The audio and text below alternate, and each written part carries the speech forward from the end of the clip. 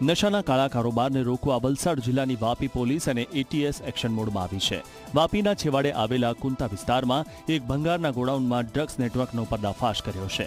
જી હા, drugs network ચાલતું હોવાની ગુપ્ત માહિતી મળી હતી, જેના આધારે બંને ટીમોએ સંયુક્ત દરોડા પાડીને કરોડો રૂપિયાની કિંમતનો 2.37 કિલોથી વધુનો એમડી ડ્રગ્સનો જથ્થો જપ્ત કરી લીધો છે।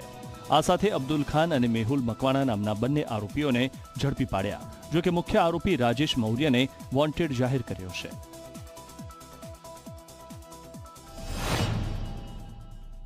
બંગાળનું ગોડાઉન એમાંથી લગભગ 2 કિલો 377 કિલોગ્રામ મેફેડ્રોનનો માદક પદાર્થનો જથ્થો તથા શંકાસ્પદ માદક પદાર્થ 0.698 કિલોગ્રામ જેને લગભગ 11 માર્ચ 2026થી એને પ્રતિબંધિત જાહેર કરવામાં આવેલો છે। તો આ જથ્થો મળી આવેલો, જેને કબજે કરી અને આના જે આરોપીઓ છે એમાં અબ્દુલ કલામ જે મૂળ રહેવાસી યુપીનો છે, જે હાલમાં વાપી રહે છે, અને મેહુલ મકવાણા જે મૂળ રહેવાસી વઢવાણ સુરેન્દ્રનગરનો છે, એને પણ ત્યાંથી ઝડપી લેવામાં આવેલો છે। અને